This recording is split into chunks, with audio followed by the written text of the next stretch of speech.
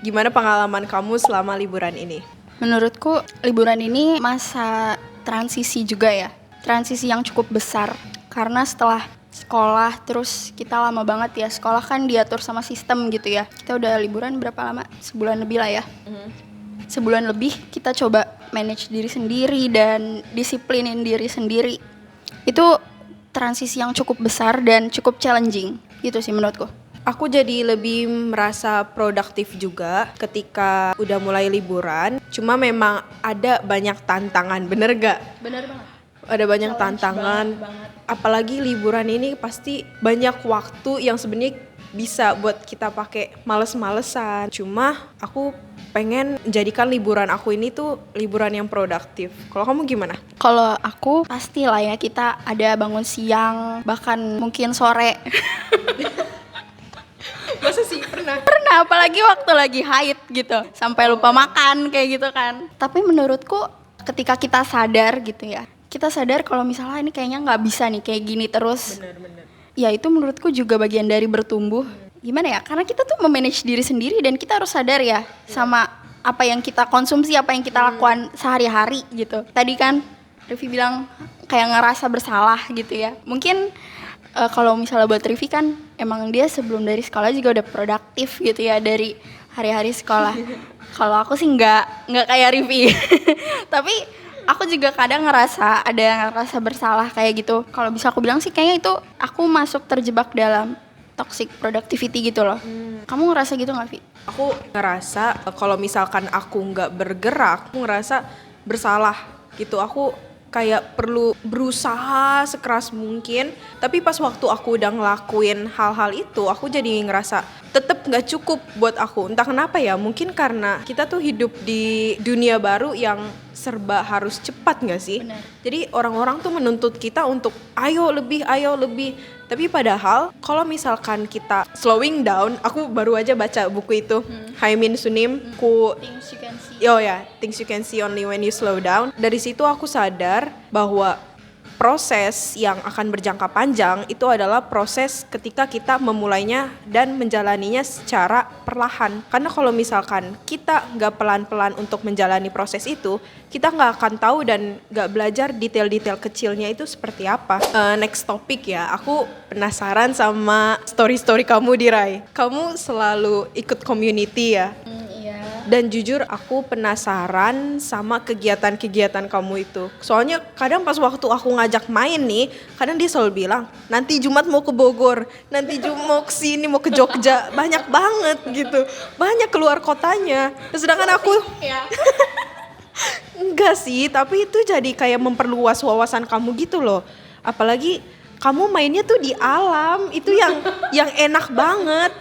Kita tuh kalau ngelihat yang ijo-ijo, itu nge-refresh mata banget gitu. Kamu pelajarin apa aja di sana? Aku nggak selalu main di alam juga sih, tapi kayak aku punya jatah gitu loh, kayak sebulan tuh aku punya waktu khusus untuk ketemu orang lain di luar teman-teman sekolahku, di luar keluargaku gitu. Sebenarnya ya berangkat dari rasa nggak puas aku sama sekolah, karena sekolah nggak bisa mewadahi minatku gitu loh. Ya sama kayak mungkin Rivi ngerasa sekolah nggak bisa sepenuhnya mewadahi minat dia untuk misalnya jadi kreator atau misalnya punya bisnis gitu ya. Karena kan waktu terbatas sekali ya sekolah. Makanya dilakuin di luar jam sekolah kayak gitu. Ya sebenarnya sama aja sih kayak gitu. Cuman in case minatku, memang aku senang banget ketemu orang baru, terutama yang memang sejalan sama passionku gitu. Ya sebenarnya berangkat dari situ sih. Kenapa aku sering ikut kegiatan-kegiatan di luar. Sejujurnya ini deep reflectionku ke diriku sendiri. Aku tuh mencoba kayak refleksinya ini panjang sih dari sejak memang pertama kali aku join. Ini tuh memang untuk pertumbuhan diriku sendiri dan memang untuk misiku gitu. Bukan untuk ya di dunia yang hustle sekarang. Memang sekarang kan segala CV oriented gitu ya. Terus nggak salah sih sebenarnya. Cuman kalau buatku sendiri sayang ya terlalu kecil gitu maksudnya. Kita bisa loh more than hanya demi CV, hanya demi portofolio, benar, paham gak sih? Iya benar. Kayak gitu, jadi kayak ada yang lebih besar, pelajaran yang lebih besar yang kita dapat dari kita join komunitas, dari kita berkontribusi di komunitas kayak gitu. Berarti Kalau kayak gitu skill communication juga perlu ya? Perlu banget, banget, banget. Karena aku juga ngerasain sendiri. Aku mulai join yang mulai intens tuh kelas 11, kelas 12. Dan dari kelas 10 itu aku memang sangat gak bisa nge-reach out orang duluan. Jadi networkingnya ya segitu-segitu aja gitu.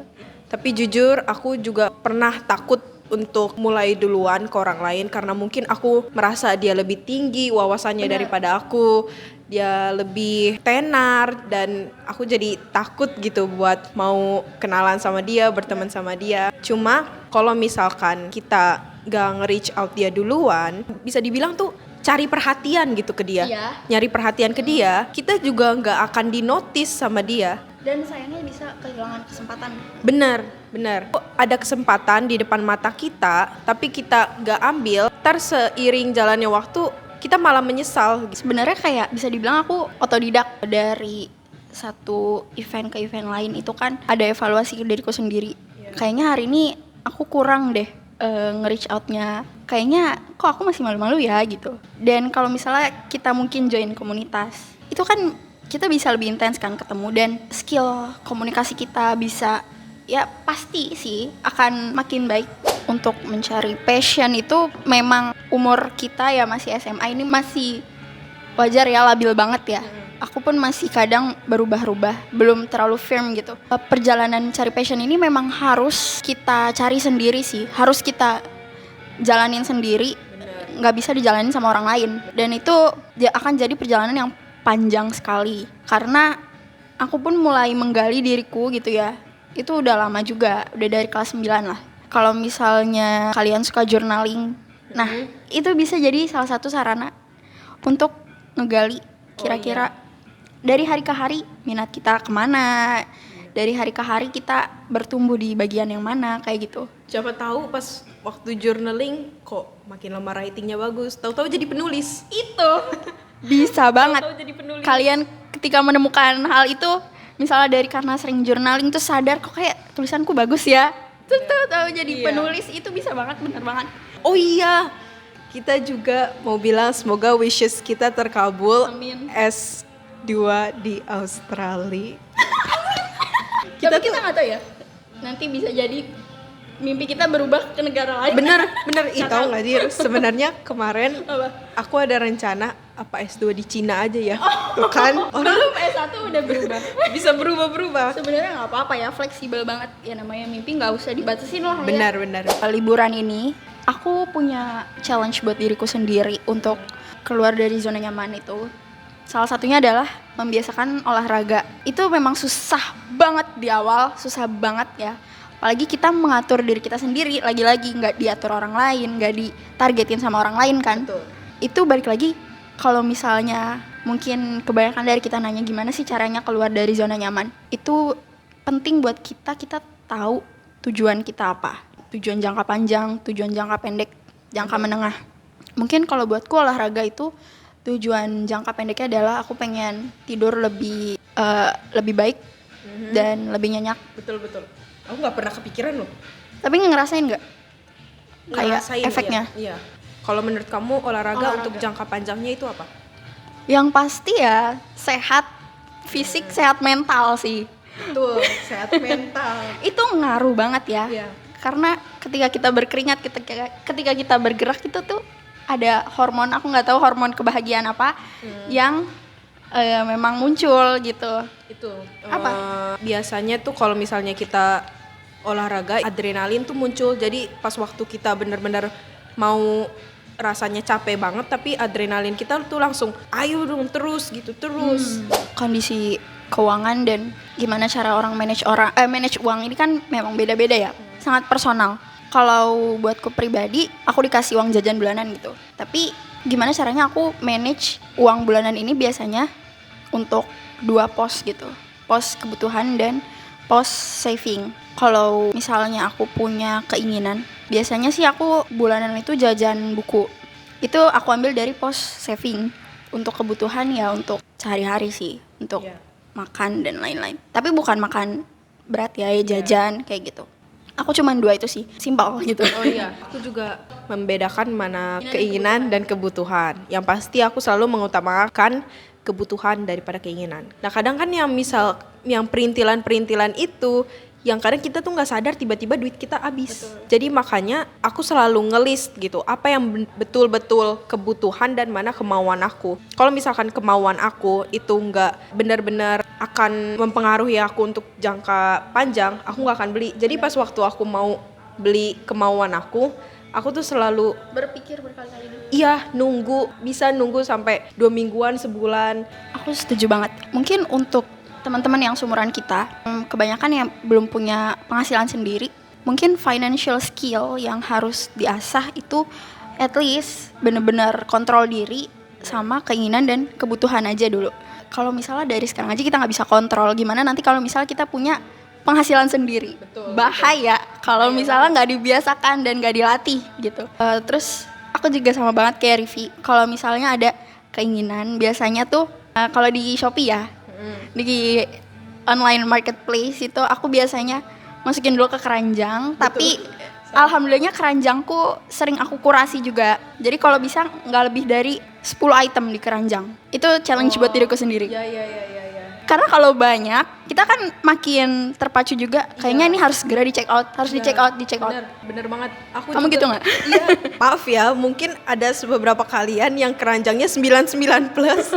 Itu aku kadang kok orang nggak terbebani ya dengan keranjang 99 plus itu. Kadang aku kalau ngelihat keranjang aku sendiri aja, aduh yang mana ya yang harus dibeli sekarang gitu. Kayaknya aku perlu baju ini deh. Kayaknya aku perlu skincare ini. Iya kan? Pas waktu udah masuk duit, banyak banget nih, mana nih yang harus dibeli. Jadi pusing gitu ngelihatnya. Aku sekarang lagi kayak pengen berinvestasi di baju gitu loh. Nah, cuman kadang aku kalau udah dapet duit nih, malah aku mikir-mikir lagi. Udah masukin ke keranjang. Terus aku bilang, ntar kalau ke depannya dapet duit mau beli baju ini nih. Pas udah dapet duit mikir-mikir lagi. Jadi pengen ditabung atau beli gitu. Aku setuju, harus pikir at least seminggu lah. Iya. Seminggu itu minimal sih menurutku ya, kalau buat standarku pribadi. Tapi kalau misalnya bisa lebih lama, sebulan, memang gak di check out, berarti memang tandanya kita gak butuh. Tandanya emang bener-bener gak butuh. Karena kadang kalau misalkan kita mau check out sekarang, apalagi pas waktu uang bulanan, gajian, itu dapat hari ini juga, terus kita mau check out semuanya, itu nafsu guys. Itu nafsu, bukan kebutuhan. Iya, kadang kita nggak sadar itu sebenarnya cuma nafsu. Nanti nih kalau misalnya udah dibeli, mungkin sebulan 2 bulan barangnya nggak kepake. Kalau aku pribadi lebih mending nyesel nggak beli daripada nyesel beli. Kata ini mungkin kebalikan juga dari yang pernah aku dengar kebanyakan orang. Bagaimana pandangan kita terhadap pacaran, apalagi yang terlalu berinvestasi dalam hubungan pacaran gitu. Terutama cowoknya gitu ya. Maksudnya belum bisa berani untuk mengajak nikah. Sehingga kamu mengorbankan waktu-waktu kamu yang padahal kamu bisa pakai untuk mencari passion kamu, mengasah skill kamu, pembelajaran apapun itulah. Jadi kalau aku bilang pacaran tuh boleh untuk penyemangat. Kadang pacaran bisa bikin termotivasi juga sih. Cuman kalau misalkan itu jadi penghambat kita untuk berkembang, gak perlu pacaran berarti kalau kayak gitu. Mending kita sendiri aja. Menurutku pacaran atau bangun hubungan gitu sama someone, khususnya untuk yang seumuran kita, itu bisa jadi dua sisi sih. Bisa jadi obstacle untuk pertumbuhan diri kita, tapi bisa juga jadi motivasi tadi. Kalau POV-ku sebagai orang yang belum pernah pacaran dan memang niatnya tidak akan pacaran gitu, kenapa ya nggak mau gitu? Karena aku setuju sama kembaranku juga yang memang sama sepertiku gitu. Dia bilang memang pacaran menurut dia buang-buang waktu gitu untuk masa muda kita.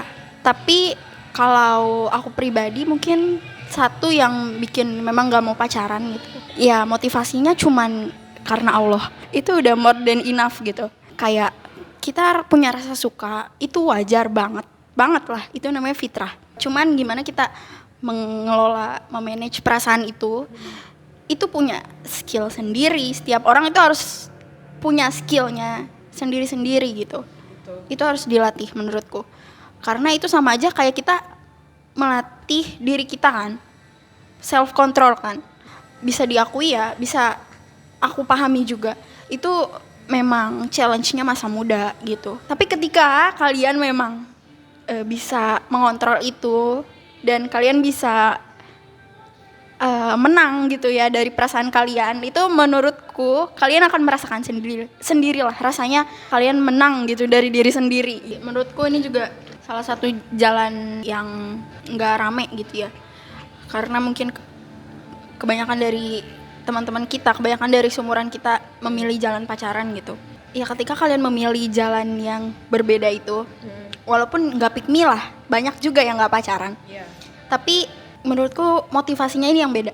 Mungkin ada yang nggak pacaran, mungkin karena nggak ada yang mau gitu sama dia, dia ngerasanya kayak gitu.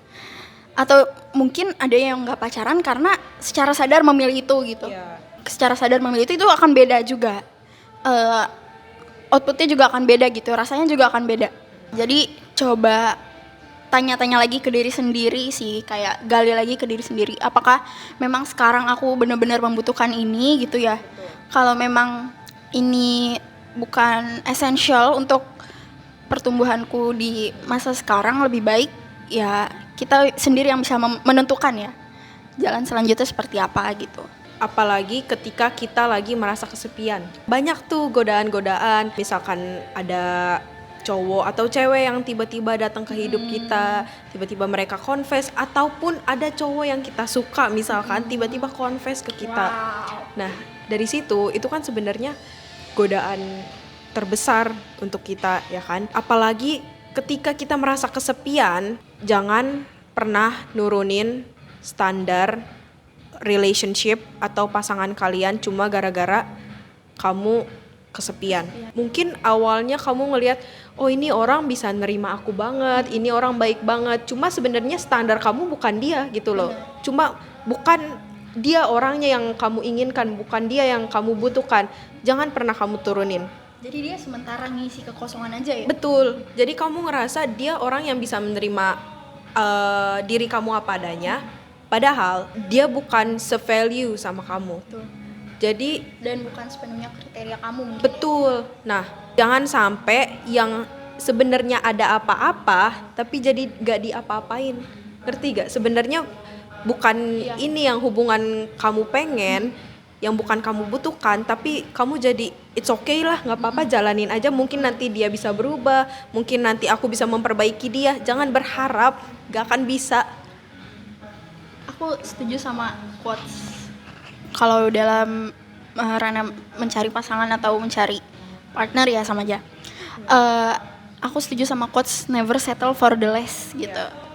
Kayak coba ya untuk girls gitu, kita coba dari sekarang kita tulis sedetail-detailnya kriteria.